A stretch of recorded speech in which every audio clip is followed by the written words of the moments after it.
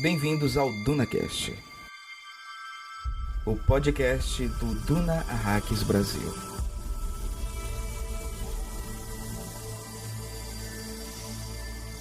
A vida em família da creche real é difícil de entender para muitas pessoas, mas tentarei dar a vocês uma visão resumida. Creio que meu pai só tinha um amigo de verdade. Era o Conde Hazimir Fenring, eunuco genético e um dos combatentes mais mortíferos do Império.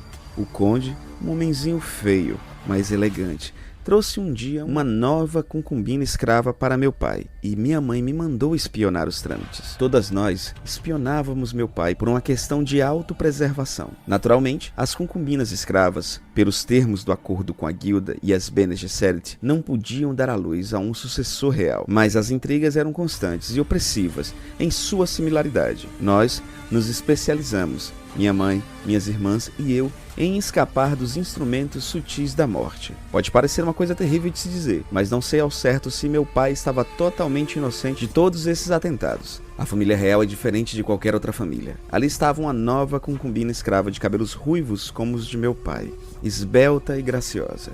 Tinha a musculatura de uma dançarina e, obviamente, havia sido treinada na neurosedução. Meu pai a observou durante um bom tempo, enquanto ela posava nua diante dele.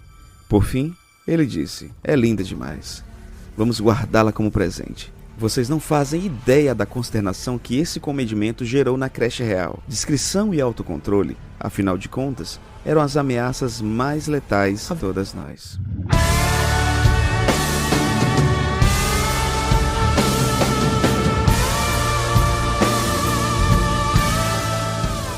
Saudações, Fremen! Aqui, Pascoal Naibe. E aqui, Hildon Oliver. O que você despreza? Por isso você é verdadeiramente conhecido. Oi, galera. Aqui é a Vitória Salido e espero que vocês sejam bem-vindos como a água após uma travessia árida. Bem-vindos a Arax e bem-vindos ao DunaCast. O DunaCast vai ser o podcast que irá analisar detalhadamente todos os 48 capítulos do livro Duna e suas 680 páginas. Isso mesmo, você vai fazer sua leitura pessoal e depois vem aqui conferir todos os detalhes, curiosidades ou mesmo para tirar suas dúvidas. Estamos no 29º episódio e vamos analisar o 29º capítulo do livro Duna. Você já deve saber e ter ouvido nos episódios anteriores do DunaCast que os livros escritos por Frank Herbert não têm uma separação dos capítulos por numeração, tipo capítulo 1, 2, 3 em diante. Ele separa os capítulos por excertos, citações iniciais. Esses excertos, citações, você sempre vai escutar nas aberturas do nosso podcast, com a voz aveludada e sexy de Hildon Oliver. Boa noite. Sendo assim, cada capítulo tem um excerto diferente.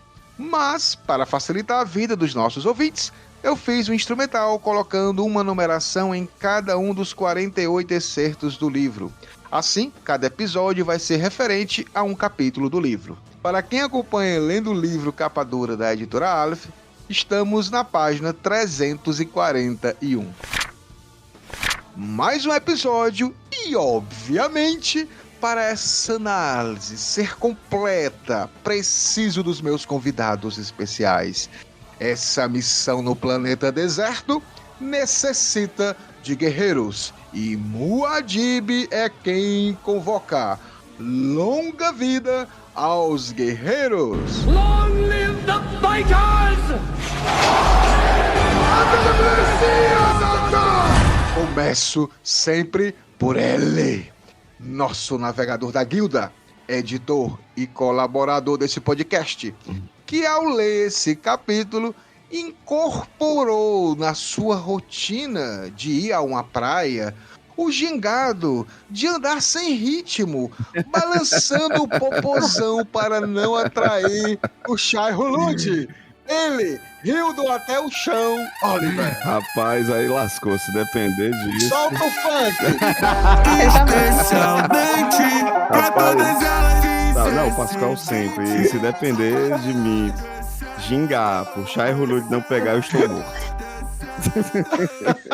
No chão novinha, novinha, novinha, novinha, no chão novinha, novinha, novinha. Somos dois.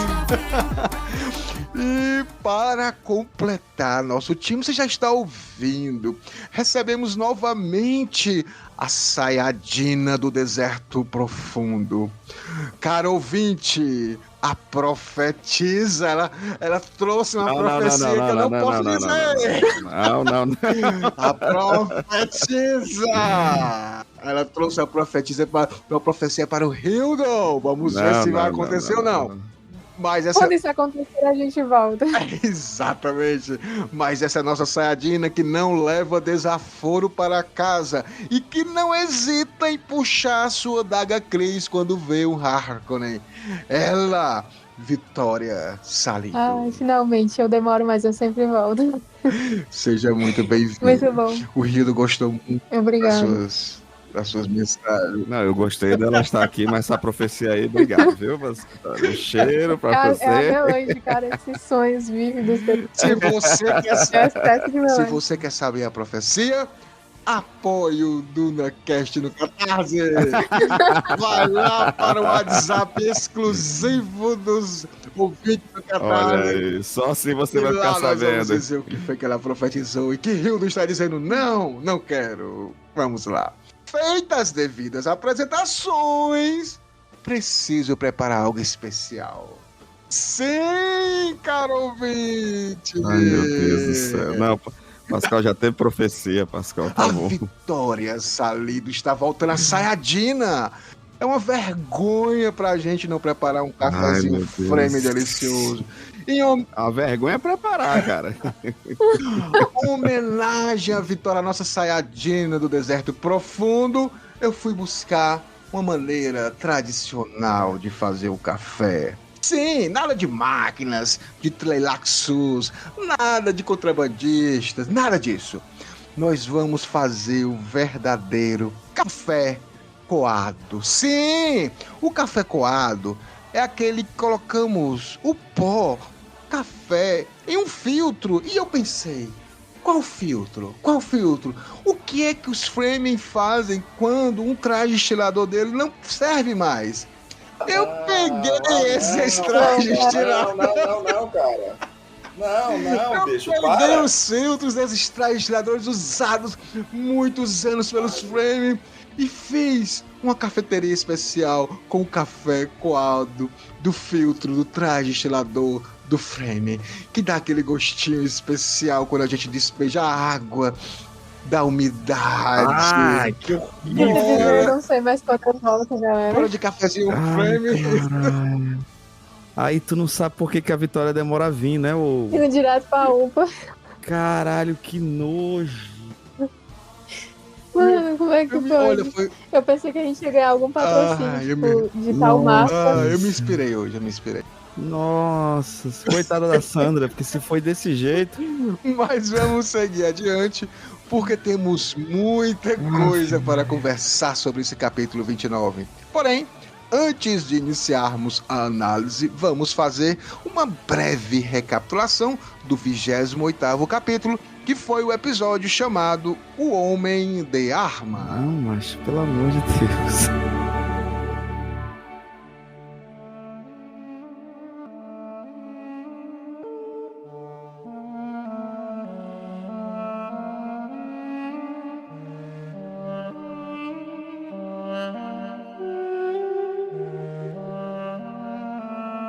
Grande Hildo, grande Vitória. Vamos fazer aqui um breve capítulo depois desse delicioso café para nos revigorar. O capítulo 28, né? O Homem de Armas, Hildo e Vitória, ele é mais especificamente um capítulo dedicado ao nosso grande trovador guerreiro, Gurney Halleck. Nosso poeta. O nosso poeta e o nosso assassino. Ele canta e mata com perfeição. O homem é perigoso, mas é alguém que todo mundo gostaria de ter como aliado, né? Com certeza, não tem. E é exatamente isso, Hiro, que acontece nesse capítulo 28, né? Ele é um dos caras que consegue sobreviver ao massacre dos Atreides, né? Os Atreides foram massacrados pelos Harkonnen, pelos Sardaukar, pegos totalmente de surpresa. Tufir-Hawat foi capturado em capítulos anteriores. O nosso Momoa acabou morrendo, né? Protegendo Lady Jessica e Paul, não conseguiu sobreviver. E aí a gente tem Gurney Halleck, sobreviveu, ele passou por toda aquela guerra, conseguiu, com mais alguns homens seus, se eu não me engano, 32 homens, né? Ele conseguiu com esses homens superar e conseguiu guarida, né? Apoio dos contrabandistas, né? Então, e o engraçado, Hildo, que é o Staban Tuek, que é o filho do Esma Tuek, se vocês lembram. Esma Tuek, isso. Foi morto pelo Dr. Yue também, né? Junto com a Charlotte Mapes, que era o contrabandista, que estava lá junto com Liet Kynes. E ele deu guarita, ele sabe que os Harkonnen mataram o seu pai, mas, Hildo, ele não pode agora querer vingança, né? Os contrabandistas, eles sobrevivem, eles ganham dinheiro ficando na deles, no silêncio, né? Eles são caixa 2 do Império, né? Eles não podem ficar se expondo, nem expondo esse negócio, né? Que o Império tolera, né? É importante falar isso. Com certeza. Porque também eles ganham, eles lucram com isso, né? E aqui ele vai conversando um pouco com o Tuek, né, que é o novo contrabandista-chefe da família lá em Arrax, e aí ele finalmente jura a fidelidade a ele com uma intenção, né? Ele vai ficar em Arrax porque ele sabe que Raban vai ser novamente o governador de Arrax, né? Lembrando que estava o Duque Leto, foi assassinado, e o Barão ia mandar o Peter, o seu Mentat, que também foi morto, né? Foi assassinado, o Duque mordeu o dentinho lá e quase matou o Barão, mas matou o Mentat Peter de Vries, e aí o Barão Vladimir Harkonnen teve que colocar o Raban, e vai pedir para o Raban espremer Arrax. Então, como o Gurney Halleck perdeu toda a sua família pelos Harkonnen, ele tem ódio dos Harkonnen, e a sua cicatriz é fruto de uma chicotada do bruto Raban, ele vai ficar em Arrax. E também, Hildo, ele confia no nosso Mentat Windows 95 do Firhout, que afirmou que Lady Jessica era traidora. Então ele também acredita que Lady Jessica foi influenciado, né? Também tem muito disso também, né? Exatamente. Acho que esse momento de dor, a gente procura alguém para culpar, né? É verdade. E aí ele termina daquela forma linda, né? Porque um dos seus homens está agonizando e pede para que ele cante para ele, né? Que ele não quer morrer naquele fim de mundo sem uma lembrança de Cálida, das músicas. E o Gurney meio que tem que ficar forte ali para não chorar. Ele canta uma última balada para aquele soldado que morre nos seus braços, né? Então, mostrando bem essa pessoa complexa que é o Gurney Halleck, né? Ao mesmo tempo que ele é esse guerreiro, que é vingança, mas é de uma sensibilidade incrível, né, Hildo? Não, total. E a gente fez até esse link muito interessante, né? De que como o Gurney é o nosso bardo, o nosso poeta, né? É como se fosse uma transição também dele utilizar a poesia, utilizar a música, né? Utilizar esse sentimentalismo até num conforto, né? Não apenas no momento, mas o conforto interno também. Ele sabe que por conta de acordos comerciais, ele não pode se vingar, ele não pode buscar. E a vingança tá ali inerente, né? Porque foi tirado tudo dele mais uma vez. Como não se vingar, né, cara? Então é como se ele se exorcizasse de alguma forma. Perfeito. Vitória, algo a acrescentar? Você gosta desse personagem, Gurney Halleck? Gosto sim. Eu acho que o que eu mais gosto dele é essa sensibilidade que ele tem para tratar dos assuntos mais sérios, né? Logo desde o início ele traz a música, a poesia. E é uma quebra de expectativas, porque é um personagem assim considerado um ícone masculino do livro, né? E é algo que quebra um pouco o padrão de personagens da época. O que eu gosto muito, o estilo de construção desse personagem. Ele chega até a ser um pouco, vamos dizer assim, aquela inspiração shakespeariana, né? De o bardo, né? Também, né? Interessante. Essa é uma das coisas que mais... a questão da construção dos personagens é uma das características principais que o Frank Herbert se inspirou em Shakespeare, porque ele tinha esse jeito duvidoso de construir personagens complexos, sabe? Perfeito. Os dois são muito semelhantes nisso. Perfeito. Finalizada a nossa recapitulação, precisamos passar para nosso quadro semanal de informações sobre o universo de Duna. Notícias do Império.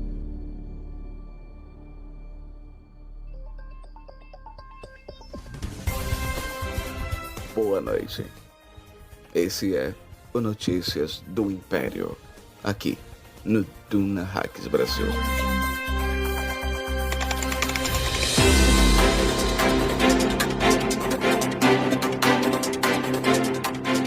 Grande Hildo, grande vitória.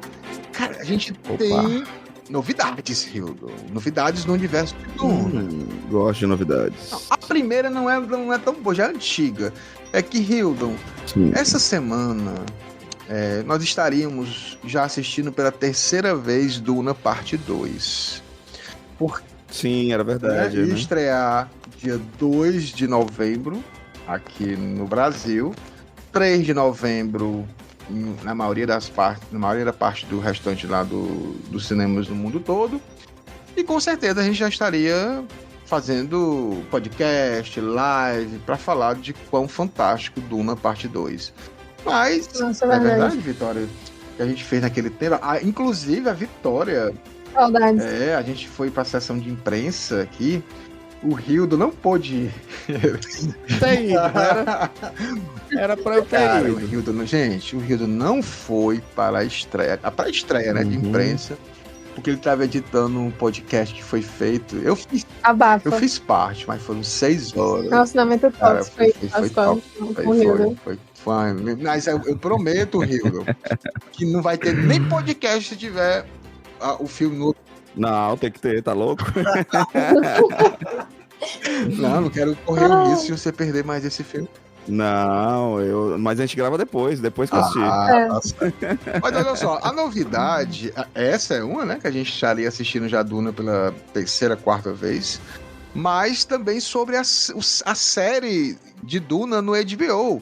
Né? A série de Duna na HBO, que iria se chamar Dune The Sisterhood, que era baseada no livro escrito por Brian Herbert. Né? Uma fanfic, é fanfic. Não é fanfic, Hildo. Ele fala das origens. Ele fala das origens.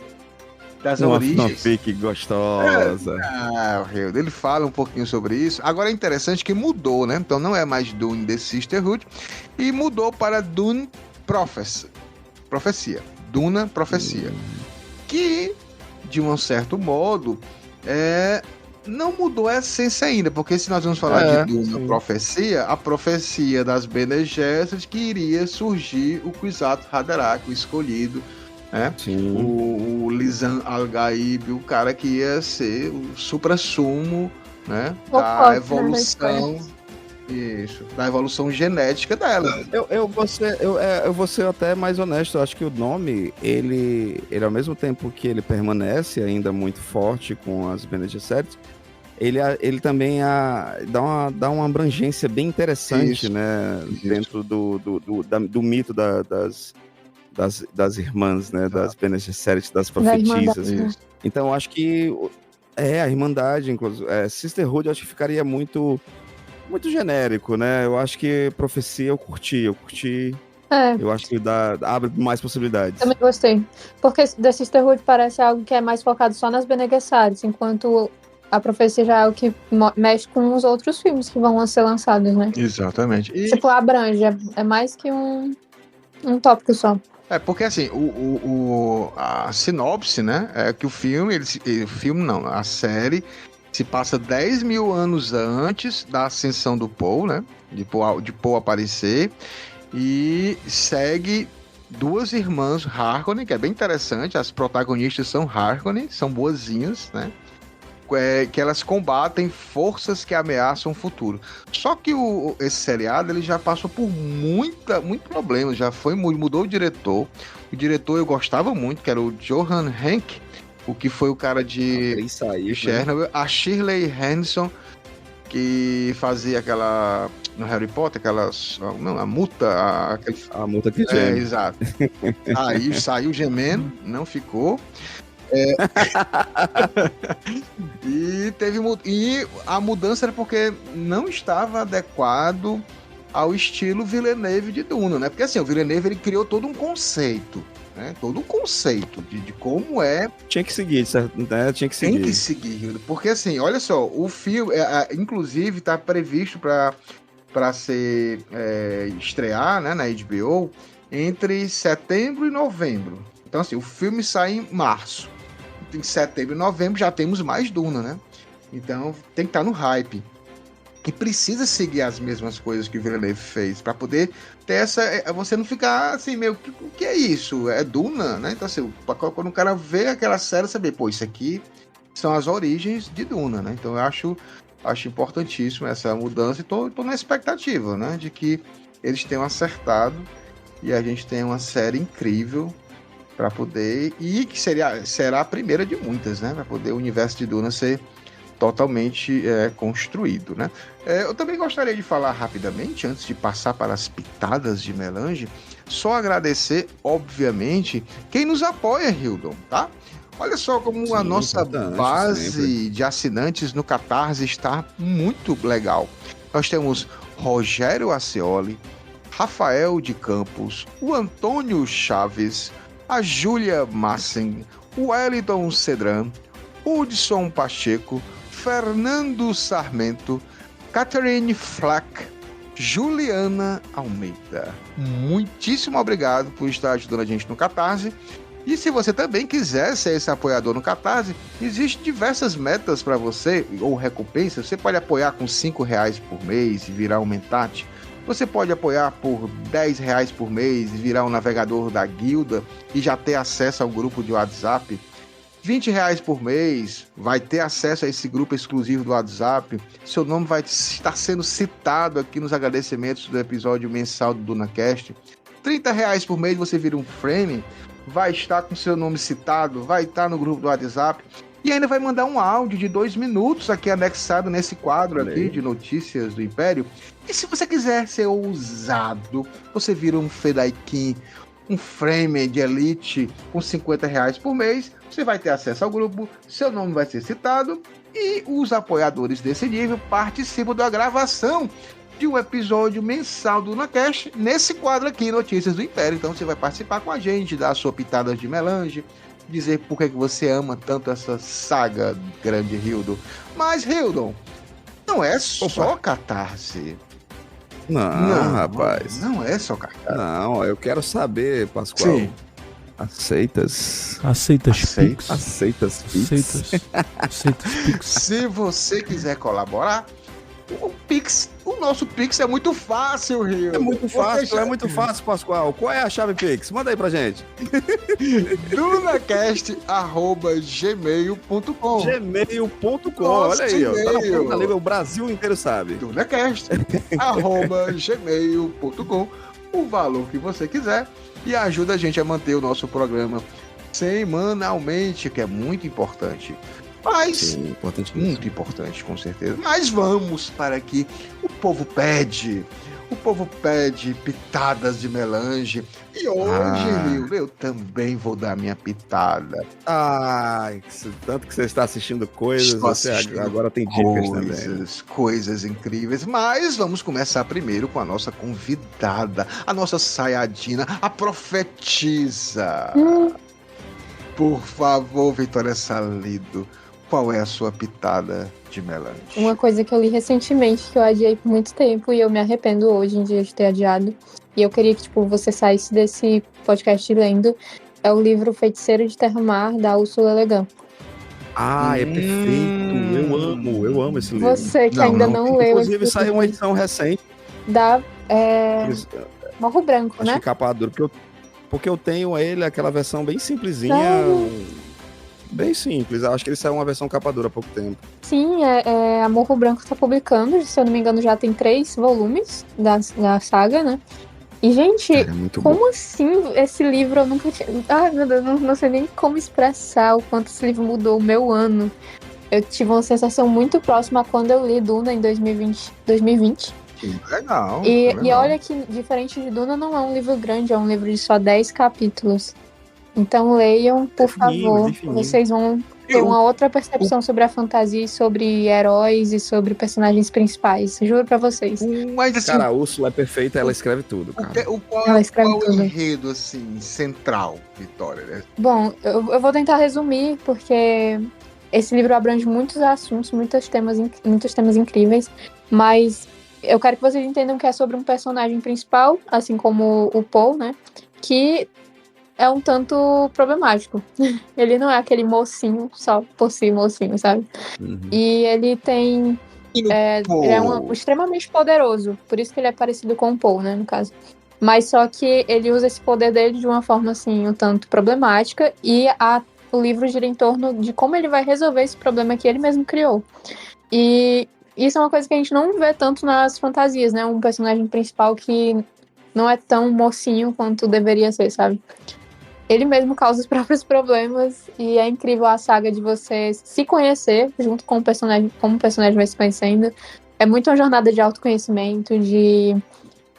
Nossa, é incrível, gente, é incrível. Também de reconhecer o que é o bem e o mal e como eles andam juntos. E só 10 capítulos. Ele é pequenininho, e detalhe, pra quem tá com um pouco de preguiça, essa obra é maravilhosa. O próprio Hayao Miyazaki, ele tentou adaptar ela. Sim. Só que ele foi adaptado em 2006 com o nome de, se eu não me engano, acho que é Contos de Terra-Mar. Uhum. Dirigido por que é o Goro Miyazaki, né? O filho do Miyazaki. Que é o diretor, que é o filho, exatamente, que é só o filho do Miyazaki. É do estúdio Ghibli, então, assim... eu não consigo entender como é que alguém vai ter preguiça de ler um livro, porque ele, além de ser incrível, ele é fininho.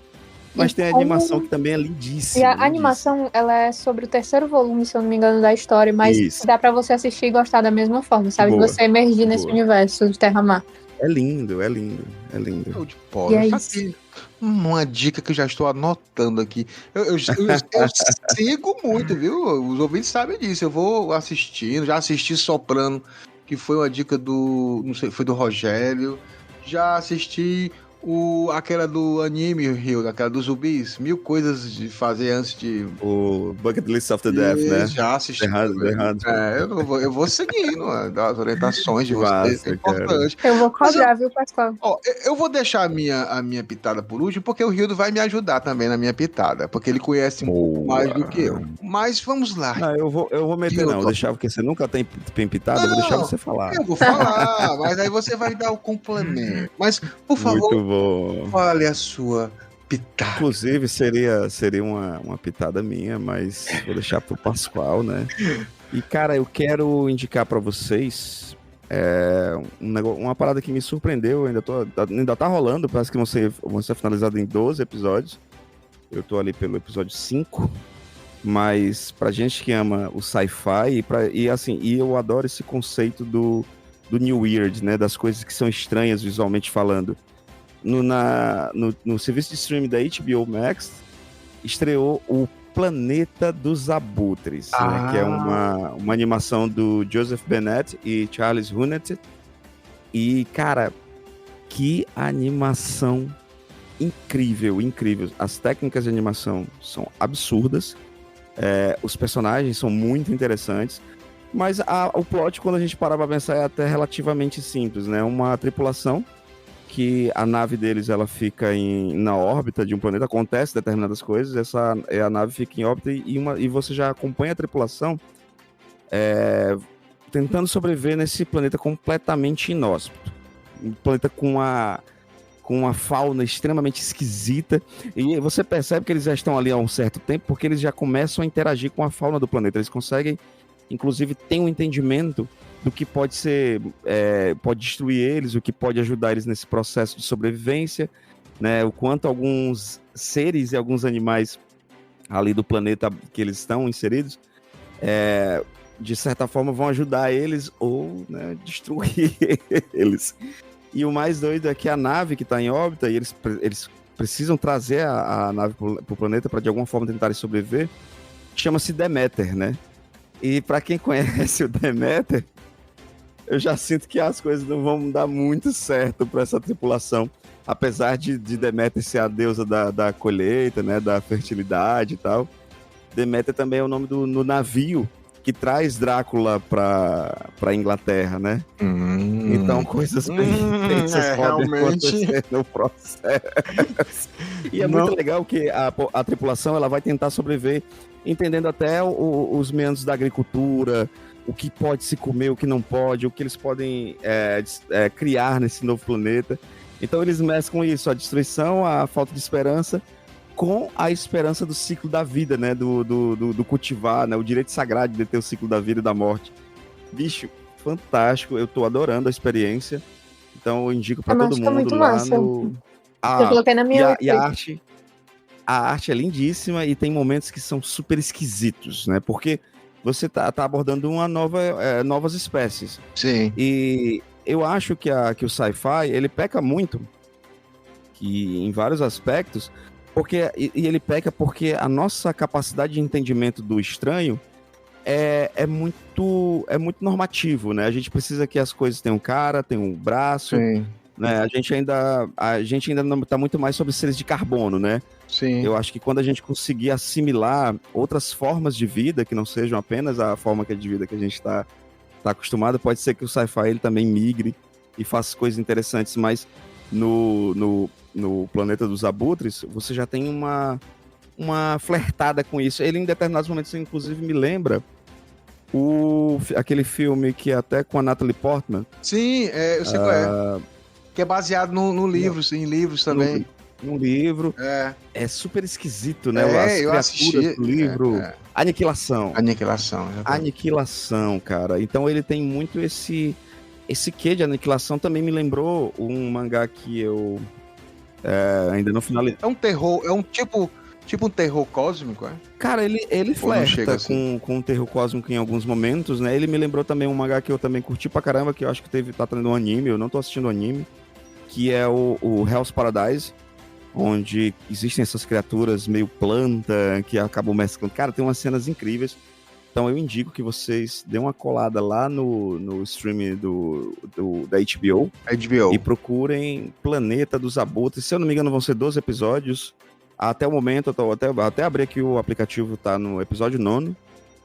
E tem personagens interessantíssimos. A gente que curte um bom sci-fi vai se sentir muito abraçado. E o HBO tem trazido coisas bem interessantes. Então assistam O Planeta dos Abutres. Muito bem, mais uma pitada de melange. A minha pitada de melange eu trouxe aqui porque, olha, gente, eu não sou um especialista em animes e mangás, tá? Então, assim, eu sou até um neófito nesse ramo. Eu gosto de alguns, já indiquei até o Dorohedoro, que é um mangá e um anime. O mangá é sensacional, ainda continuo lendo, não finalizei ainda. O anime tem na Netflix, mas só tem a primeira temporada, mas eu resolvi assistir um anime que saiu recentemente na Netflix também, que se chama Pluto, né? Gente, olha, eu vou falar uma coisa. Primeiro, falar da questão estética. O anime é perfeito, ele é lindo, ele é uma obra de arte. É um dos animes mais bonitos que eu já vi, tá? Então, dito isso, né, tecnicamente, o Pluto, o Hilton vai me ajudar, ele é baseado num mangá, né? No mangá do Naoki Urasawa. Acertei? Naoki Urasawa, exatamente. O Naoki Urasawa é um grande mangaka conhecido por Monster, 20th Century Boys, né? Infelizmente não teve muitas obras publicadas no Brasil, mas essas são... Inclusive tem um anime de Monster e também acho que tem um anime na Netflix. Tem na Netflix. Tem na Netflix. É um baita de um mangá, cara. Um baita de um mangá. Mas ele também, né, Hildo, ele se inspirou para fazer esse Pluto, né? Esse anime, esse mangá, é baseado no mangá do Astro Boy.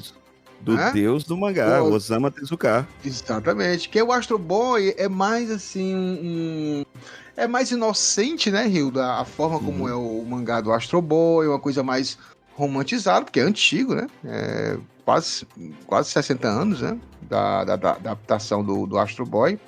É uma coisa mais lúdica, vamos dizer assim. Daquelas brigas normais de vilão contra o mocinho, mas o Pluto é um negócio a mais, tá? O Pluto ele é baseado no do Astro Boy de 52, né? Que é o Átomo, né?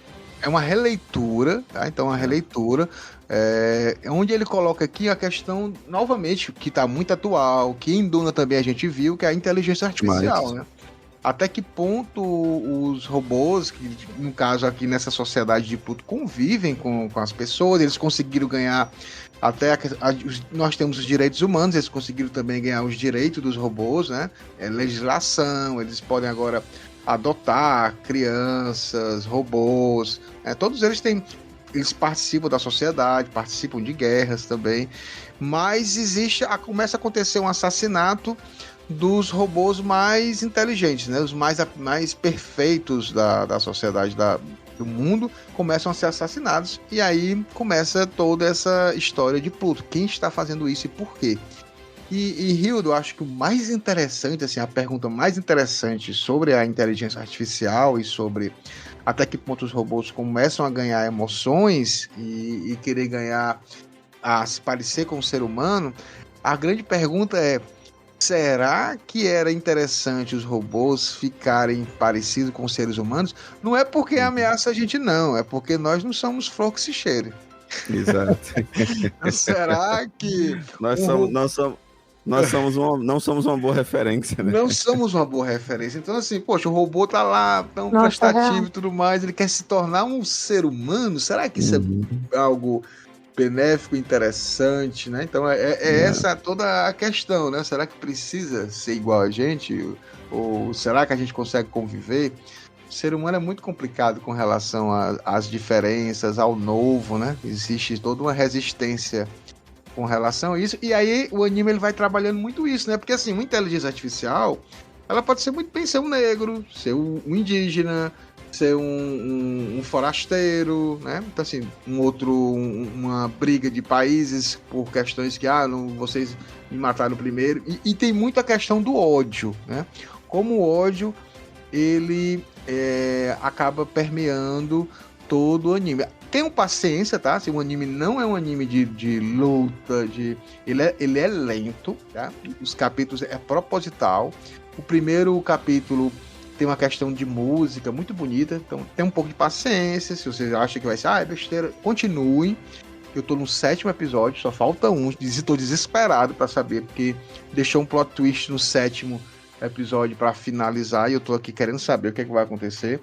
Mas vale muito a pena, é uma questão até mais adulta, né? Assim, mais aperfeiçoada sobre esses questionamentos de direitos humanos, direitos dos robôs e tudo mais. Então, minha dica hoje é Pluto, anime que está na Netflix. Hildo, você quer ainda acrescentar alguma coisa? Não, tá tudo certinho. Acho que, como você me falou, tá tudo certinho. Tem tudo de Asimov, né, cara? O próprio... Tem muito do robô ali, cara, que... quando a gente para pra pensar, né? Acho que a frase que você trouxe foi perfeita. Será que é interessante os robôs serem parecidos com seres humanos? A gente não é legal, gente. Não é legal. Gente, uma coisa interessantíssima. Se vocês começarem a assistir o 7º episódio, o início do 7º episódio, pra mim foi Duna. É muita cara de Duna. Depois assistam, né? A questão das reverendas madres, quando tomam água da vida, vidas, assistam. Que massa. Assistam. Não, agora eu quero muito assistir. Me lembrou aquele conto do Asimov, que tem até um robô que vai ser presidente. Sim, é verdade. E aí, lá. Eu acho que vocês pegaram essa referência, né? Pode ser também. Então, finalizado aqui nossas pitadas de melange, nossas notícias do Império, vamos para a análise do capítulo 29, que se chama Caminhando Sem Ritmo.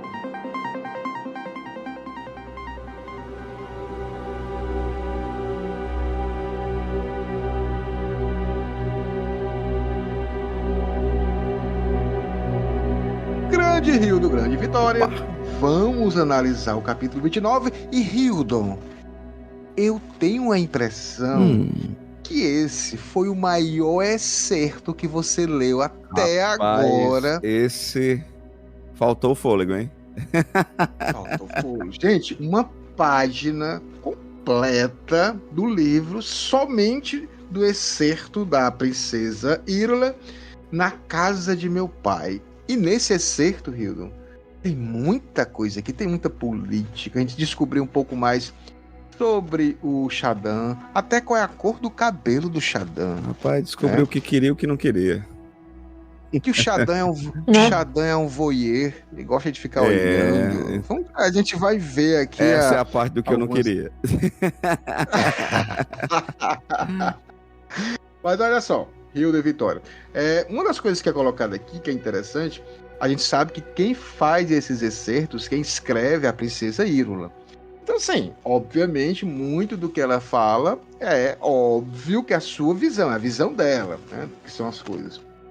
A gente já descobriu, e vamos descobrir aqui, que ela diz que a vida na família real é muito difícil. E que as pessoas comuns, como a gente, ralé, povão, a gente não consegue entender muita complexidade daquilo. Aqui a gente descobre também que o Shadan realmente era um cara muito isolado, Rio de Vitória. E ele só tinha um amigo, que era o Conde Hassimir Fenrig. Inclusive, nós vamos falar um pouquinho depois de fazer essa primeira introdução aqui, a gente vai falar um pouco sobre ele. Já apareceu esse sobrenome já nos capítulos anteriores, tá? E aqui a gente vê um pouco que ele é um eunuco genético, é o amigo dele, era um homem feio, mas elegante, né? E também que a princesa Írula espionava o pai dela, ela e as irmãs e a esposa do Shadan, né? Que é a mãe da Írula, que a gente não sabe aqui o nome, não falo mais. Mas tem uma hora aqui que ela fala assim: nós nos especializamos, minha mãe, minhas irmãs e eu, em escapar dos instrumentos sutis da morte. Pode parecer uma coisa terrível, mas não sei ao certo se meu pai estava totalmente inocente em todos esses atentados.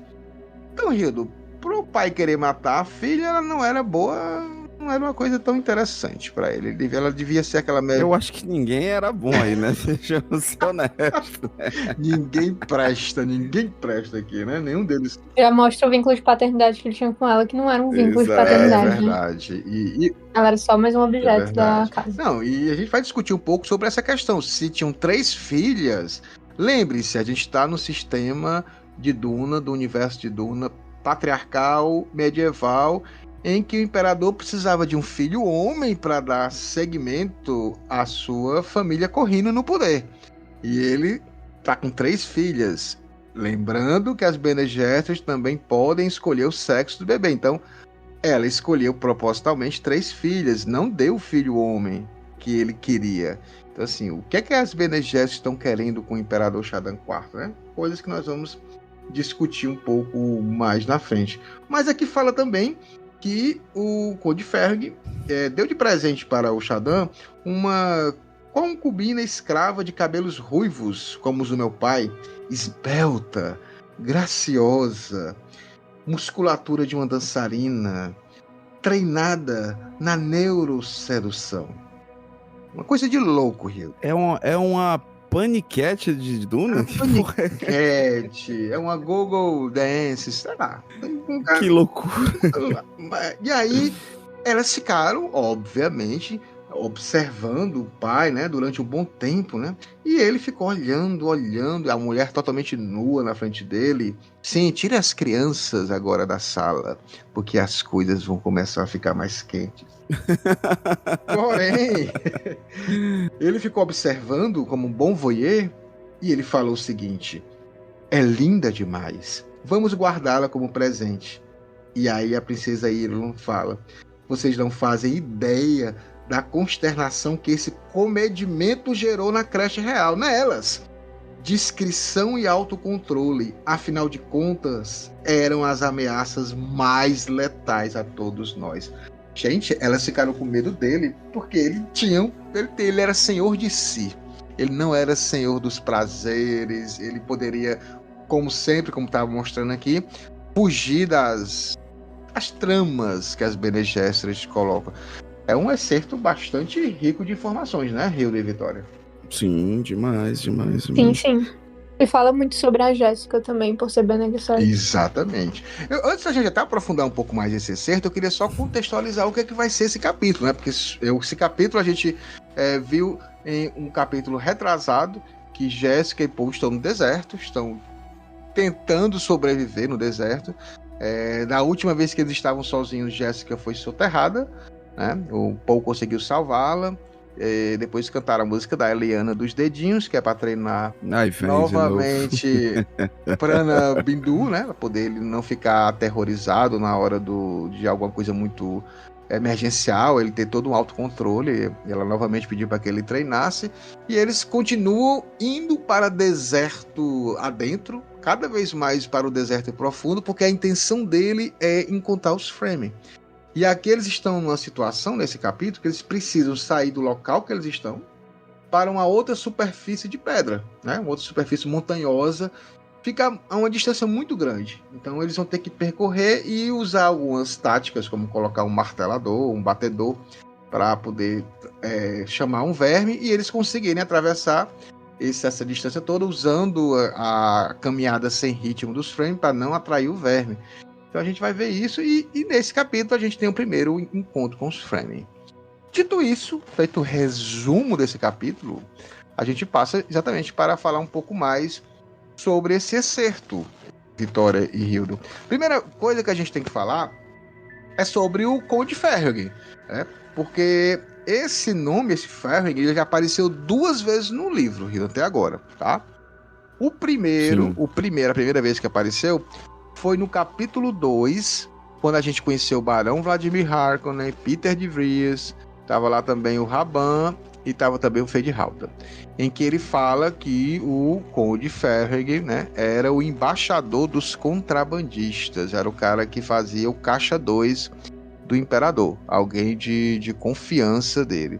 E esse mesmo Ferhygg, esse mesmo sobrenome, aparece, Hildo, na sala dos sortilégios, que a Jéssica estava lá naquela sala cheia de plantas, né, com sol branco, uma sala que ela poderia ficar lá com bastante umidade, e ela recebe uma mensagem cifrada de Margot Ferhygg, esposa dele, né, esposa do Conde Ferhygg, avisando que o Paul iria sofrer um atentado. Só que o Paul já tinha sofrido atentado, já tinha sobrevivido, mas a gente vê que a Margot, mesmo casada com o Conde Ferhygg, que deve lealdade ao imperador, ela colocou aqui em primeiro lugar as Bene Gesserit, a sua irmandade, e avisou a sua irmã que o seu filho iria sofrer um atentado. Então a gente vê já essa... Mas esse momento é bem interessante também, Pascoal, a gente analisar dessa forma, que independente das escolhas, né, das tramas das Bene Gesserit, você percebe que nesses movimentos as Bene Gesserit, elas, né, se protegem, né?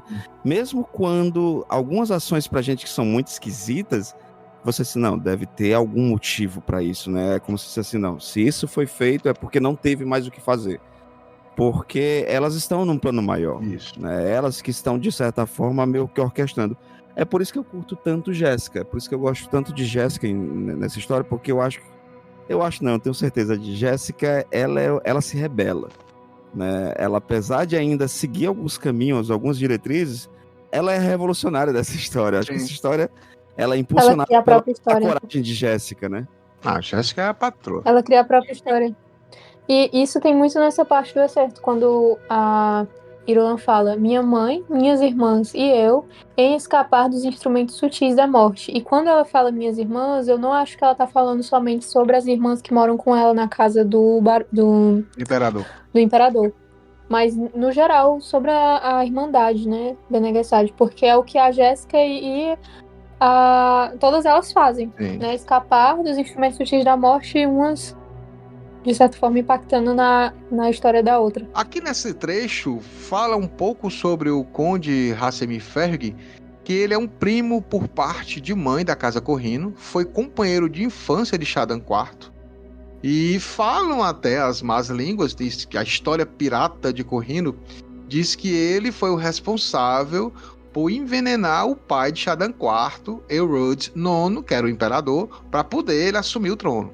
Então a gente tem essa ideia. Nos livros do Brian Herbert, o filho do Frank Herbert, a gente tem ele desenvolve bem essa questão que foi colocada aqui. Realmente o Ferhygg, ele assassina o pai do Shaddam para poder o Shaddam assumir o trono, né? E uma coisa muito interessante, que eu acho assim muito legal, é que o Conde Ferhygg, ele é um eunuco genético, Vitória e Hildo, né? Na realidade, ele não foi criado como um eunuco genético, né? Se ele fosse só um eunuco, para quem não sabe o que é eunuco, o que é um eunuco, Hildo? Por favor, diga aí. Rapaz, o eunuco é o cara que passou, que pra quem conhece o Feira da Fruta, um clássico dos... Não conhece, Vitória, Feira da Fruta? Conheço. Então, aí ele passou o líquido, né? O líquido de caipira do Coringa. Minha filha, vem cá. Sabe o que é isso aqui, minha filha? Isso aqui é pra amanhecer pinto, isso aqui cai pinto. Eunuco é o homem castrado que teve os o testículos ou pênis removidos, certo?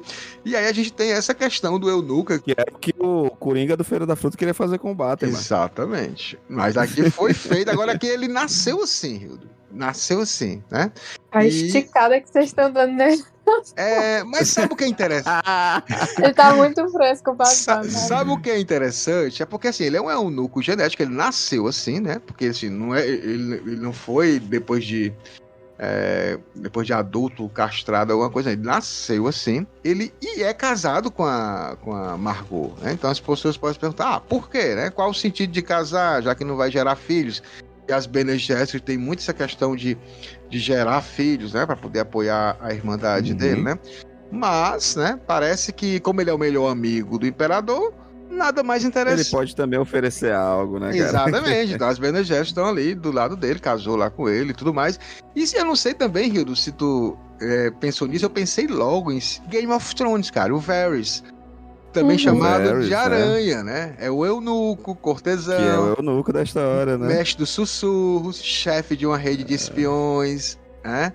Igualzinho, né? É o Aranha, né? Você lá no meio. Exatamente. A capacidade de manipular pessoas, a habilidade de criar e comandar uma rede de espiões. Você quer me dizer que não é só o titio George que anda copiando o titio Frank, rapaz? Não, o titio só Marshall. Porque na história tem aí umas irmandades, tem uns pai meio complicados. É verdade. Agora, essa é uma coisa bem interessante, Hildo. Assim, foi feito o Brian Heft, ele fez uma história muito massa, muito legal. É a Casa Trades, que ele fala um pouco sobre... Você que tá dizendo. É, muito boa. Confie.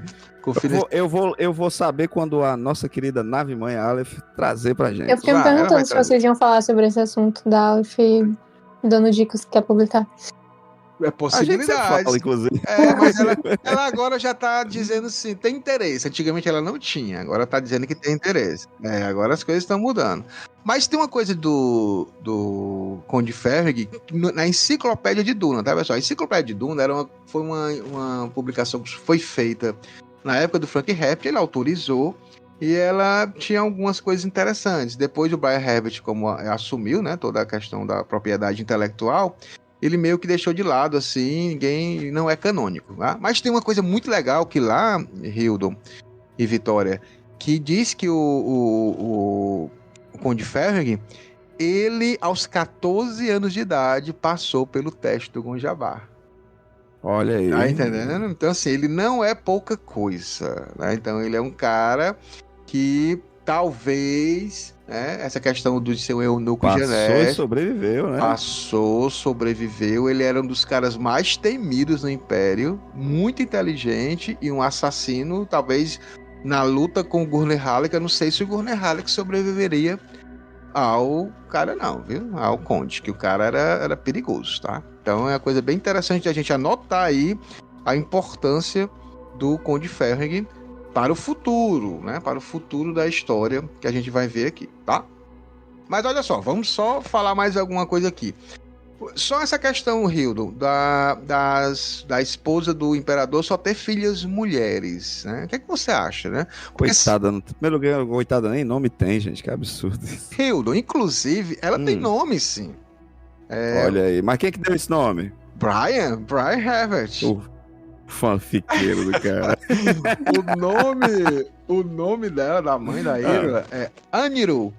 O que é, Hildo? Esse jogo de palavras que ele pega as... Cara, até a Vitória falou aqui em off aqui pra gente, é um anagrama, né, Vitória? É um anagrama. Ou seja, E Com o fiqueiro safado nem pra criar Não, um. cara, Muito ele, criativo, pensa. não, ele foi. Não, mas é legal, vou defender. A Aniro, ela casou com o imperador, ela é uma reverenda madre, só que ela é uma reverenda madre especial. Ela é a reverenda madre que tem o controle da linhagem que vai dar a origem ao Kwisatz Haderach. Só ela que sabe. Não, mas eu vou passar pano porque podia ser pior. Podia ser tipo eu criando um personagem de RPG que eu boto meu nome ao contrário. Que é o Nodley. Aí ele podia ser Gente, a Nodley. mas assim, eu não sei se vocês já deram uma pesquisada sobre, ou se pensaram sobre o assunto de como o Frank escolheu os nomes dos personagens deles. Tipo, Sim, sempre tem com alguma. certeza, né? Mas não utilizo esses anagramas. Teve uns que eu tava esses dias entediada. Fiquei tentando Sim. pensar, por exemplo, tipo, o Barão Harkonnen ou o Duncan Idaho, etc.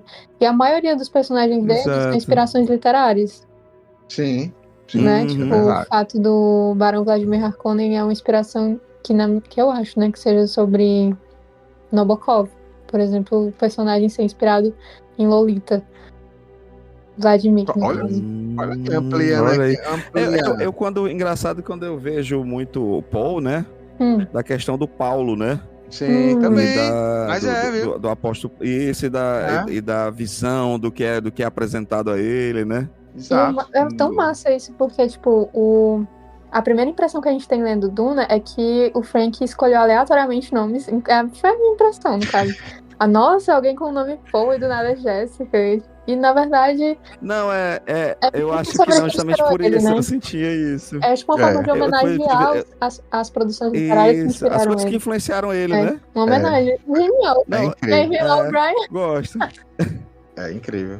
Aí o Brian, Narilo.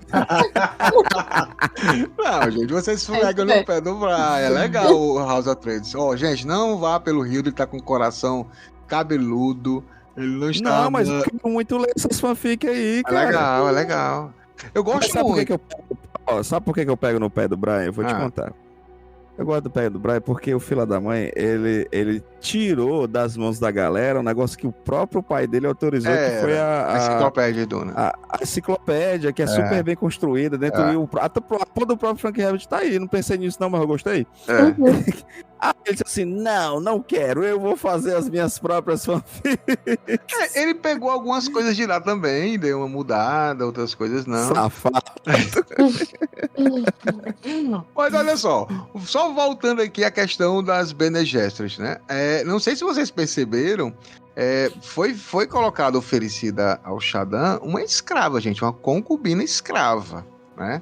Então, mostrando bem essa questão do poder do homem, né? Sobre a mulher, né? Sobre de colocar ali, é como se fosse um objeto, né? Lembrando que a Jéssica também era uma concubina, mas não era escrava. Não era escrava. Exato. Mas ela foi comprada.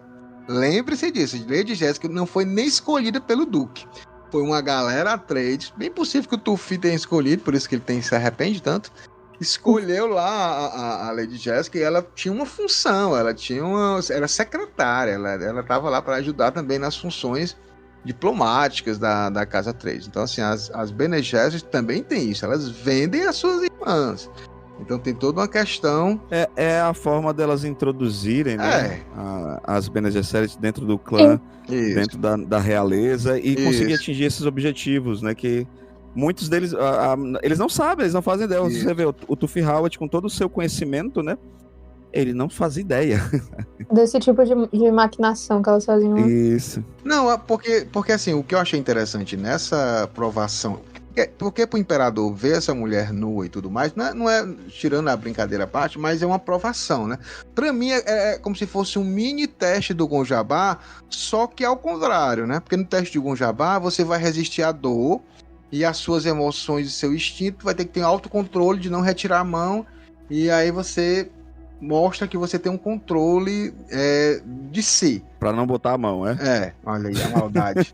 Começa a maldade na mente dessas pessoas. Absurdo. Mas com a mulher lá nua, Só que ali é o prazer, né? É o desfrute. Ele também não quis. Ele não colocou a mão. Esses desejos mundanos também, né? Exato. Ele não colocou a mão literalmente. Ele disse, não, ali eu não quero. Eu não quero. Então, assim, é uma coisa também... Não gosto. Não, ele não quer. Né? Ele gosta porque ele tem várias. Detesto. Mas, Vitória, tu não acha também que é interessante isso? Porque é uma prova de resistência também. Não, né? eu acho que essa cena no filme não, no livro, foi colocado justamente pra falar sobre outra coisa, né? Que é tipo pra reforçar o medo porque assim, a maioria das pessoas podem achar que por haver a Irmandade tão introduzida no ambiente, o Imperador poderia ser manipulável. Mas, na verdade, o que esse trecho passa é que ele estava constantemente sabendo, que obviamente ele sabia que estava sendo vigiado, mas mesmo assim ele passava essa descrição e autocontrole, que era o que amedrontava elas. Então eu acho que a cena foi assim, ele é um homem que, claro, reforça o poder patriarcal, mas está lá tentando expor esse outro poder dele para as filhas, para as esposas, etc., de descrição e autocontrole. Aí ela conclui, afinal de contas, eram as ameaças mais letais a todas nós. Porque ele provou, tipo, elas, é algo que nem a Irmandade poderia utilizar contra ele, que no caso seria essa manipulação de sedução e etc. Mas é algo que, se ele conseguiu ali não se controlar somente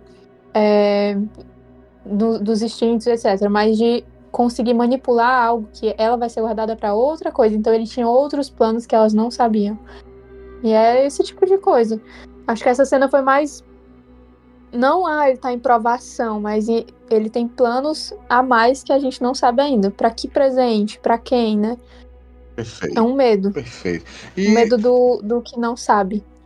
Mas assim, eu acho interessante quando Vitória fala sobre isso, como o imperador mostrando para ele que ele não é escravo de seus desejos, né? Ele não é escravo, né, desses caminhos tão sórdido, tão simples, mesmo que ele era uma bela mulher, era uma mulher sedutora, né? Mas ele não vai cair, ele não vai se mostrar essa fragilidade, né, tão mundana. Afinal, ele não pode demonstrar essa fragilidade mundana porque ele é um imperador, cara, né? Ele é um homem que as ordens dele dizima nações, né? E eu acho interessante também, Pascoal, isso me lembra muito como Frank Herbert, ele é um cara que ele mescla muita questão histórica, né?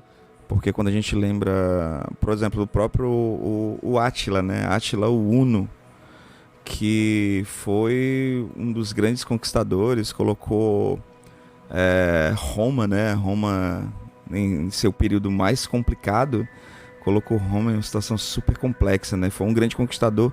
E Átila Huno, ele foi morto, né? Tudo indica que provavelmente por cair nesses resígnios, né? Nesses desejos mundanos.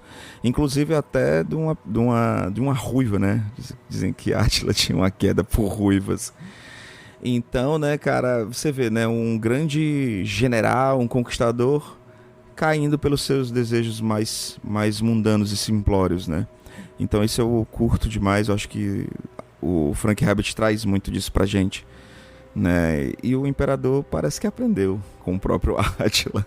Sansão e Dalila. Cara. Tá assim, muito dessa história da mulher. Também tem muita questão aí bíblica, né? De dizer que a mulher é a responsável pelo pecado de seduzir o homem, né? Também tem essa questão que é interessante. E só para finalizar, a gente vê ela falando, né, que a creche real, a deles é um lugar perigoso, contrasta totalmente, né, com a casa Atreides, né? Onde Lady Jéssica era apaixonada pelo Duque, o Duque era verdadeiramente apaixonado por ela, completamente diferente do Imperador, que não tem paixão nenhuma, tem ódio pela esposa e pelos filhos. O Paul tinha um pai, né? Assim, era uma relação muito bonita de pai e filho. E aqui a gente não tem uma relação de filha com o pai, né? Com o imperador. Na realidade, o pai tenta matar as filhas, né? Então a gente vê esse contraste também da casa Corrino com a casa Atreides. E olha só, né? Esse acerto realmente é muito, muito interessante. É enorme. E a gente passa, Hilda Vitória, para o capítulo em si, né? Então a gente vê aqui o capítulo, mais uma vez, Paul e Jéssica no deserto, né? A Jéssica ainda é um pouco pesarosa, porém, né, é interessante que ela já começa a se adaptar. A gente até falava que existia esse contraste do Paul cada vez mais adaptado, resiliente a essa nova vida no deserto, e a Jéssica ainda estava relutante, né?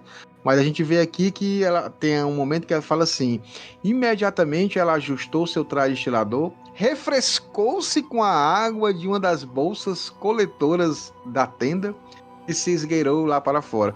Ela tinha nojo de beber isso, né? Agora ela já tá se refrescando com isso, né? Mas ela ainda continuou a pesar, né? Porque ela dá uma olhada pro Paul e alguma coisa na postura dele a fez lembrar do pai, né? Então ela sentiu o pesar brotar dentro dela e virou-se para o outro lado. Ela ainda tá muito de luto, né? A questão do luto ainda está muito forte. E aí, Hildo e Vitória, eu coloco para vocês. O Paul, ele fala assim: descobri que gosto da tranquilidade deste lugar. Será que o que está acontecendo com ele, assim, olhando para essa vastidão? Ele está livre das amarras do império, da sociedade, das regras? Será que é isso? Pelo contrário, Pascoal, pelo contrário. Eu acho que, inclusive, é até um momento do homem, né? De humanidade, de tentar se enxergar de alguma forma livre, mesmo sabendo que não é, né? É um momento de fragilidade, mesmo que seja em seus pensamentos, né? Porque de livre, liberto, ele não é nada. O poder, ele aprisiona, né, cara? O poder, ele é devastador. Ele te traz riqueza, ele te traz vitórias, mas ele também ele te aprisiona, né? O poder do algo maior, né? Que é essa natureza, né? Isso. O poder do algo maior, com certeza. E Vitória, a Jéssica fala assim, Vitória: aqui a solidão é possível, sem temer alguém atrás de nós, sem temer o caçador. Eu penso que esse capítulo, ele tem essa sensação também de tranquilidade e tudo mais, porque, assim, né, a gente já tem a perspectiva de que o Paul tem visões, ele tem uma noção diferente do futuro dele em relação à Jéssica, né? Então a Jéssica ainda tá bastante, assim, sem se sentir habituada, porque ela não tem uma noção exata do que vai acontecer com ela ou com o filho dela agora. Mas já o Paul, ele teve já um leque de possibilidades na cabeça dele. Só que esse capítulo, que é uma das coisas que eu mais gosto dele, é que quando fala sobre a perseguição, não saber o que vem, o Paul também não tem uma visão específica do que acontece com ele agora ou o que está prestes a acontecer com ele. A gente consegue... eu estava até procurando aqui o trecho que ele fala isso, mas o Paul, ele comenta, né, que aquele momento foi um momento, assim, invisível, de certa forma, porque nas visões dele. E talvez seja por isso a tranquilidade, né? O silêncio, tipo, das possibilidades. Naquele momento estava em silêncio. E é algo que eu gosto porque... Perfeito. Tanto nós somos pegos de surpresa pelo que acontece, porque o capítulo começa com uma sensação muito amena, né? Nada está exatamente atrás deles até agora. Assim, não tem exatamente uma coisa acontecendo com eles agora. Mas... isso dá um medo, dá né? um medo. Você é pego de surpresa, né? E o mais interessante é a sensação que me trouxe nessa parte, que eu acho que foi uma referência que o Frank quis falar da tranquilidade do Paul, porque ali em volta de tanta areia, de tantas dunas, também é o mesmo que em volta de um mar, assim, de possibilidades. Tipo, como se você estivesse solto no meio do oceano. A Vitória foi cirúrgica, Hildo. Foi cirúrgica. Não, ela sempre é. Mas olha só que interessante. Isso aí vai casar muito com o que a Julia Marsing falou no capítulo em que estava também Jéssica e Paul. Naquele capítulo, o Paul ainda estava no turbilhão de coisas, processando, visões prescientes, a capacidade mental dele a toda, já pensando para se sobreviver, o que é que tem que fazer e tudo mais. E meio que sem controle também, né, professor? Sem controle, exatamente. Então, assim, e vendo as coisas acontecerem, tem essa possibilidade, tem outra. E aí a Vitória foi cirúrgica, porque nesse capítulo ele realmente fala mais ou menos aqui que ele tá no ponto cego da visão dele, ele não consegue saber o que é que vai, ele não sabe. Ele até coloca, como ela falou em mares, né? Ele coloca a visão como ondas, né? Ele pode estar na parte baixa da onda. A calmaria antes da tempestade. Ele não tá vendo o que tá lá na frente, mas por enquanto ele não tá vendo nada. Então, para ele é ótimo, né? Porque é uma pessoa que só estava vendo coisas, processando as coisas de forma muito rápida, é como se fosse realmente um momento de liberdade. É maravilhoso não velho. saber também, cara, É, sabe? a É a máxima de ignorância. eu não queria ser inteligente. A Eu só ignorância queria menos. é A maravilhosa, ignorância é né? uma bênção, né?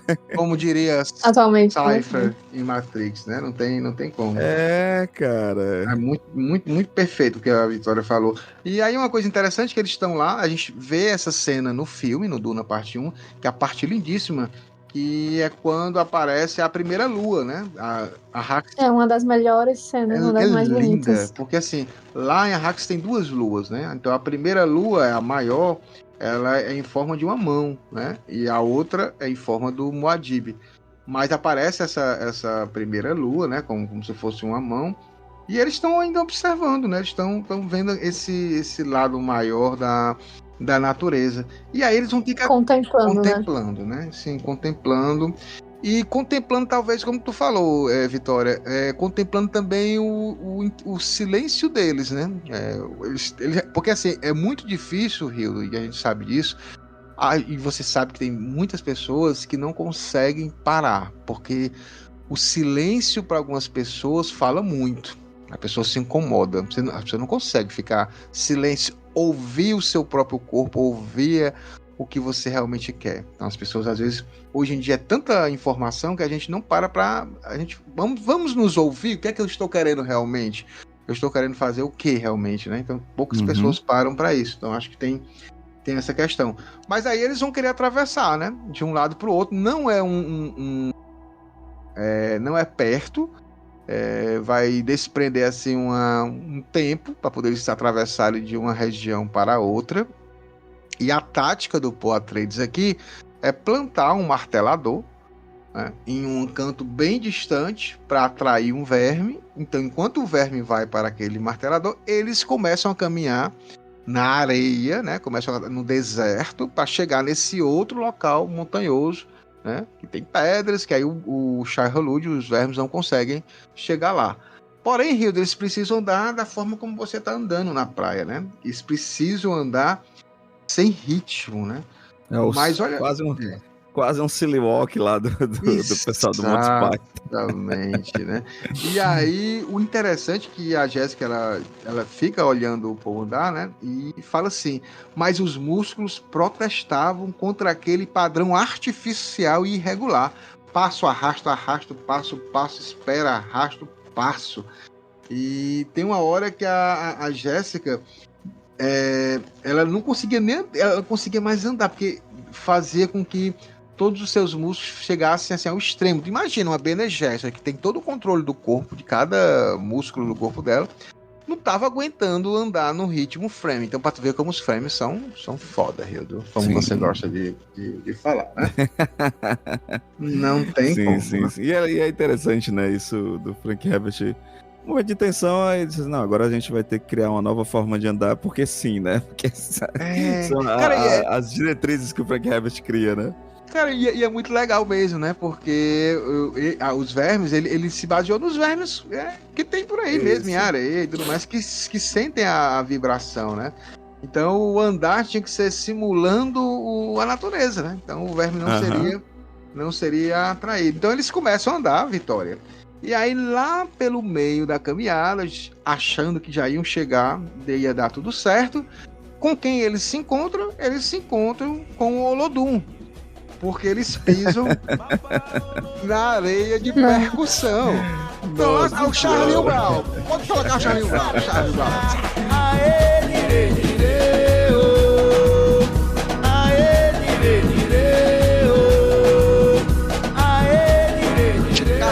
Carlinhos Brown. É Carlinhos Charlie, agora esqueci o nome. Charlinho Brown. Agora foi longe.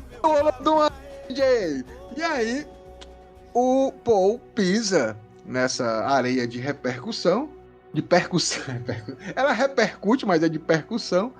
E aí o verme ouve, né? Então, tipo, eles começam a correr. Cara, esse verme aqui não era maior do que o verme do último capítulo, em que engoliu o ornitóptero deles, que era gigante, tamanho de uma nave, mas também era enorme. E aí, eles começam a correr. Hilda, mas sabe por que eu acho bonito, Hilda Vitória? É que, mesmo nos conflitos aqui do Paul e da Jéssica, quando eles começam a correr, eles correm de mãos dadas, cara. Eu acho isso de uma simbologia, porque eles poderiam correr cada um por si. Eu penso que o Frank tentou focar bastante nas reações da Jéssica nesse capítulo, porque era o primeiro contato dela com o verme de areia, diferente do Paul, né? Ele tinha uma referência. Né, gente? Se eu não me engano, é o primeiro contato dela. Não, eles tiveram no capítulo, 2 capítulos anteriores que eles viram apenas o verme engolir, né? Assim, mas dessa forma aqui do verme perseguindo eles, cheirando o cangote deles, como diz aqui no Ceará, né? Não, isso aí nenhum dos dois tiveram essa. O Paul viu a boca do verme destruindo. Os dois viram de meio que distante, né? Meio distante, de cima, né? Assim, dá pra ver de longe, assim, tudo tranquilo. Né? A gente não tá sendo ameaçado. Agora, vocês imaginam o barulho que ele fala que é um silvo, né? O barulho, eles estão correndo, eles sabem que tem um negócio gigantesco que vai engoli-los. Uma montanha de areia surgindo, um mar de areia ali, como se fosse um tsunami de areia correndo assim atrás deles. Cara, deve ser um negócio aterrorizante, Gildo. A pessoa começa a... Até porque a grandiosidade, né? A grandiosidade de um verme de areia. Quando a gente... O que o Paul teve contato lá era praticamente um filhote, né? É verdade. Porque eles estão no deserto profundo, né, Rio? Então, quanto mais no deserto profundo, maiores são os vermes, né? E é interessante que eles conseguem chegar nessa outra superfície rochosa. O Shai Hulud consegue chegar perto deles. E tem aquela cena clássica do filme, né? Que é o verme se levantando, abrindo a boca da criatura que diz que devia ter uns 80 metros de diâmetro, com dentes cristalinos, com a forma curva das dagacrises, cintilavam ao longo de toda a borda, a baforada de canela, aldeídos impalpáveis ácidos. Então eles sentiram o bafo do Shai Hulud. Canela. Mas se o dente era cintilante, então provavelmente o bafo era cheiroso, era um bafo agradável. Talvez. Era um odor conhecido. Era um odor, né? Era um odor, né?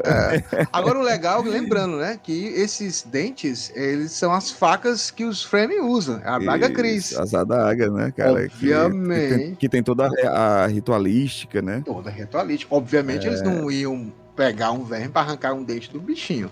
Quando um verme morria, morre, tá? Ou trocava dente. Ou trocava o dente, caíam os dentezinhos, né? Ficava mais velho. Eles pegavam essas dagas Cris e colocavam junto ao corpo. Detalhe: para a daga Cris continuar existindo, precisa de uma temperatura constante. Então, por isso que era sempre colocada junto ao corpo. Não poderia. Se tirasse do corpo, ela iria desintegrar.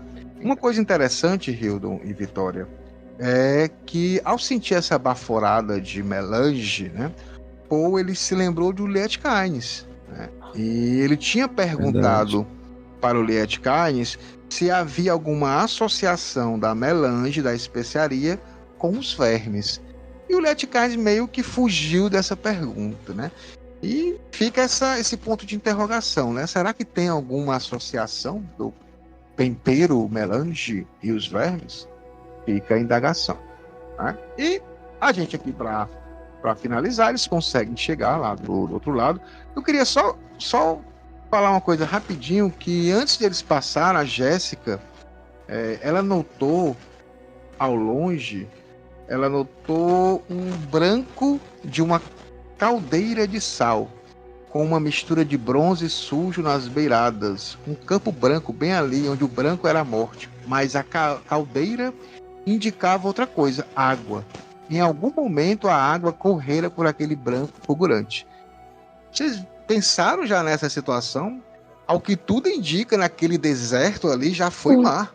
Interessante, né? Essa observação. Quer dizer que o sertão vai virar mar e o mar vai virar sertão. Aí fica o certo. E o mar vai virar sertão. Então, por que foi que aconteceu para...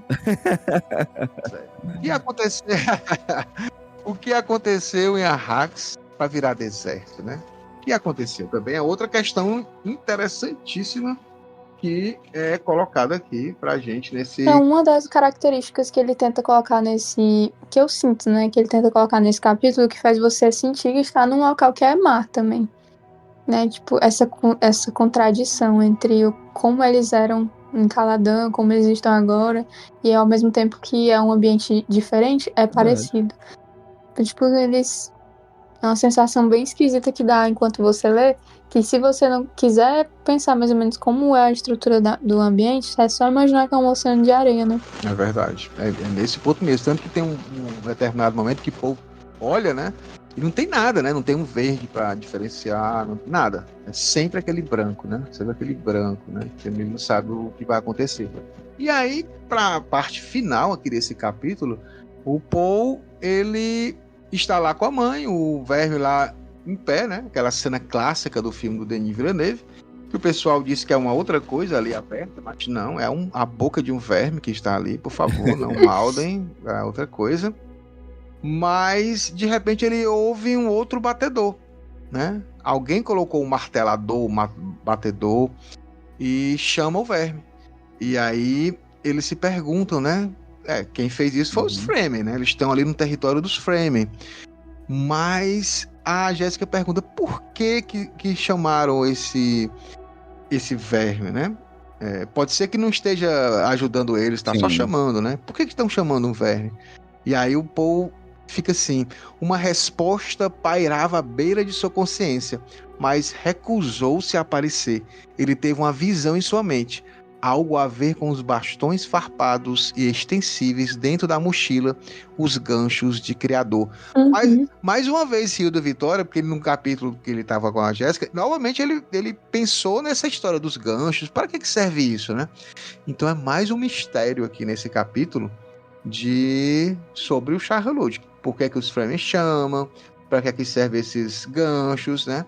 São cenas dos nossos próximos capítulos. Pascoal, eu queria fazer só um comentário rápido também sobre essa cena, que eu senti nesse capítulo como se a mente dele também tivesse desanuviada por causa do Shai-Hulud. Esse contato que ele teve, assim, frente a frente com o Shai-Hulud, deixou o leitor, assim, em dúvida se o Shai-Hulud realmente iria fazer algum mal contra eles, se tivesse a oportunidade.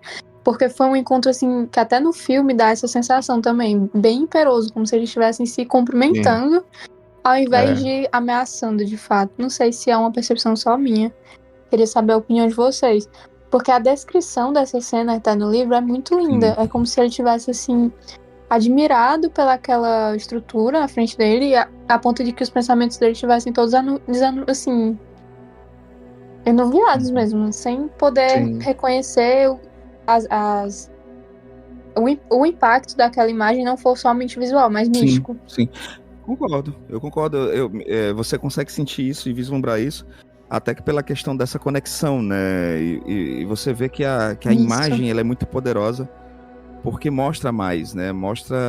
Acho que te dá alguns resquícios do que pode acontecer. E Frank Herbert, ele tem muito disso, de deixar vários resquícios, várias pistas, várias até coisas para se trabalhar, que quando às vezes em livros mais à frente você fica assim, rapaz, era isso.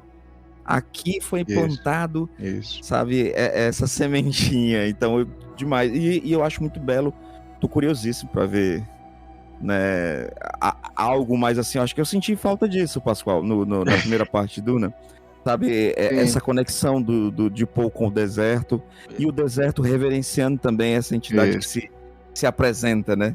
É como a gente falou, no capítulo anterior deles dois, a gente foi apresentado a um novo personagem que é o deserto. Nesse capítulo, é mais um personagem que se apresenta como a Vitória fala. Ele praticamente diz, olá, tudo bem? Eu sou o Shai-Hulud. Eu sou o cara que manda aqui, né? Então, assim, me respeitem, né? Eu não sou... E mexe com ele. Exatamente. O Paul, ele tava, né, meio que se achando também, até um certo ponto. Isso. E eu acho também... Eu acho aqui, aí vocês anotem essa página, que pode ser um vislumbre do futuro, né? Porque ele meio que tem um medo, ele já isso no capítulo ele tem um medo do Shai-Hulud, pode ser uma visão futura de alguma coisa. Então anotem esse capítulo, que pode Algo pode dar ruim. Algo pode dar ruim, é verdade. Cenas para os próximos livros. Exato. E aqui eles chegam nesse local e eles percebem que é um local que foi preparado pelos Fremen, tem escadas, né? E eles chegam num determinado momento, num lugar lá, numa bacia rasa e enluarada, né? Que é um belo lugar e que tem algumas plantas lá que os Fremen colocavam lá.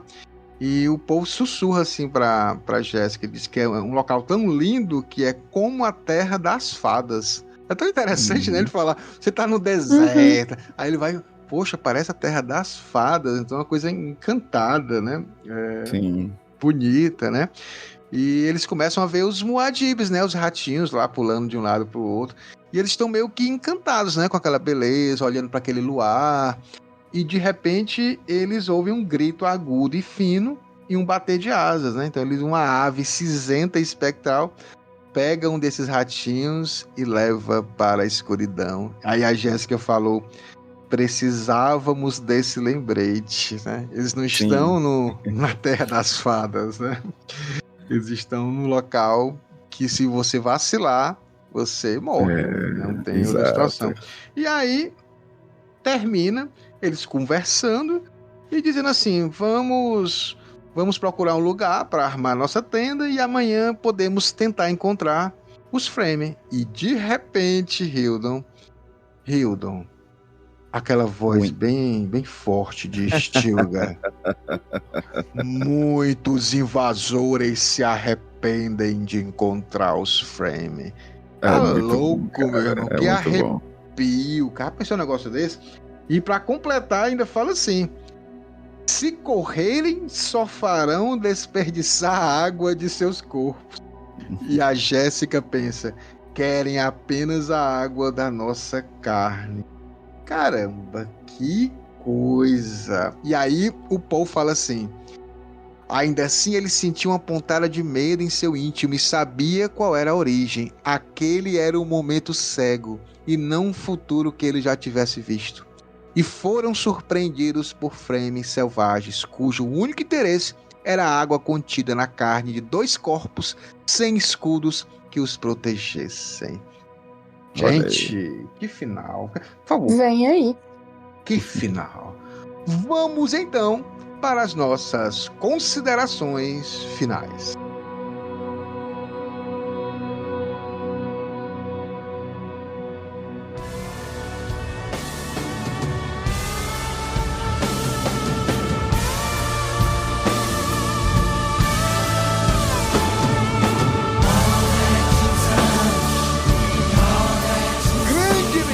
Vitória, que capítulo incrível, que capítulo com revelações, com futuras revelações, tem muita coisa escondida, easter eggs escondidos nesse capítulo que vão aparecer mais na frente. E mais uma vez a gente agradece a nossa convidada mais que especial, a Sayadina. Por favor, Vitória Salido, o que você pode falar desse capítulo, desses momentos finais que a gente acabou lendo aqui sobre os Fremen finalmente encontrando Jéssica e Paul? E, por favor, também divulga suas redes sociais, se você quiser, é claro. Gente, assim, resumidamente, é uma coisa que, a partir de agora, Duna muda, né? Vai vir aí coisas que a história muda completamente.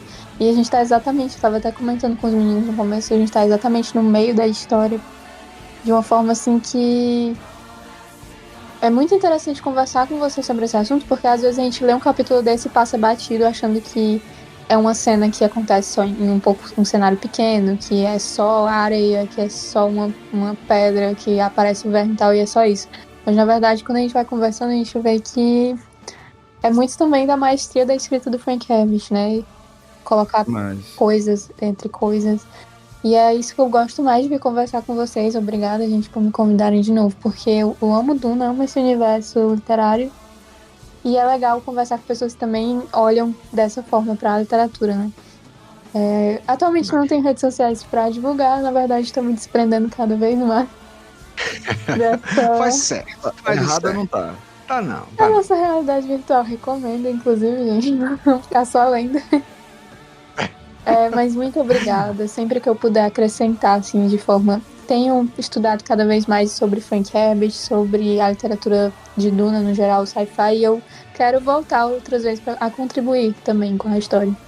Então, gente, ela vai trazer novidades. Ela vai trazer novidades sobre. Ela está estudando sobre Frank daqui Herbert que eu termine a graduação de letras em inglês, daqui que eu termine o mestrado. A gente já tá analisando. Tem muito livro aí, Vitória. Tem muito livro aí. Tem até umas fanfics. A gente espera. Mas olha só, realmente agradecer mais uma vez, Vitória. E vamos ver, claro, a opinião de Hildon Oliver. E óbvio, Hildon, eu quero fazer um podcast. Não com 6 horas, não. Não. De 5 horas. O que eu faço? 5 horas. Rapaz, quer fazer um podcast, inclusive. Faço até, inclusive, já fiz também um trabalho de TCC com esquema de podcast também. Foi bem interessante. Então entre em contato com a gente aqui no Radiola Mecânica. Manda aquele oi no @radiolamecânica ou radiolamecânica@gmail.com, ou no meu perfil pessoal também, Hildon Oliver Arte, né? Ou hildonoliver@gmail.com, e manda aqui as diretrizes, a tua ideia, e a gente vai construir esse projeto juntos, né? E Pascoal, mais a gente sempre tem aquilo de começa a gravar e dizer assim, esse é um capítulo pequeno, a gente né, vai falar rapidinho, e nunca é rápido, porque a gente vai fazendo vários links. Uma das coisas que eu mais curto na escrita do Frank Herbert é porque ele é cheio de referências de coisas que ele viveu, mas ele referenciou também muitas coisas que a gente assistiu depois, né? Isso. De autores que vieram depois. E essas referências, elas se constroem assim, uma casa, uma teia intrincada muito boa. E esse é um capítulo que justamente mostra isso. Quanto mais a gente acha que ele não tem, é onde ele tem. É onde ele te apresenta, né? E te apresenta um final apoteótico, né? Assim, que você fica... E agora, gente? Tava tudo tranquilo e, de repente, o deserto se mostrou agressivo e perigoso, né? Para Paul e Jéssica. E é como o deserto é. Ainda mais o deserto de Duna. Que é um deserto onde a gente não sabe onde está, o que está fazendo, onde está pisando. Então, acho que daqui para frente, Vitória foi, mais uma vez, cirúrgica, assim, em dizer que esse é um momento de transição, onde tudo muda e tudo vai mudar. É agora, nesse momento dessa mudança, que eu começo a me afeiçoar a Paul. Porque eu sei como... E eu sei que foi importante tudo que ele viveu anteriormente. Mas agora Paul vai ter o entendimento de quem ele tem que se tornar, se ele quiser sobreviver. Perfeito. E as considerações finais só complementando a análise excelente de vocês aí sobre esse final, sobre essa transição, sobre essa nova forma de ver o deserto, né? Talvez até de ver a vida, e essa luta constante pela sobrevivência, né? Então isso mostra também que eles querem viver, que a vida para eles é valiosa, né? Então é interessante também ver esse aspecto. E ver também da questão da praticidade, né? A gente chega e vê pessoas querendo apenas a água do corpo, né? Você olha assim e diz, que selvagens, que bárbaros, que gente de costumes antigos, né? Então é o primeiro momento que a gente pensa isso, né? Então, como foi falado, vamos conhecer um pouco agora da cultura Frame. Será que eles são isso mesmo? Que o Barão fala? Gentalha, que o filósofo Kiko fala, né? Será que eles são essas pessoas?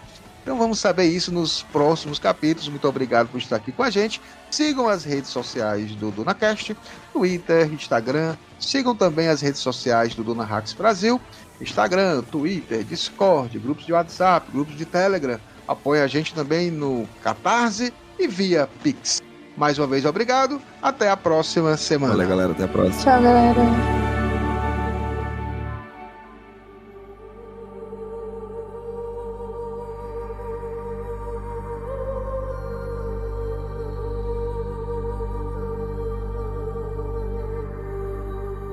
Não terei medo.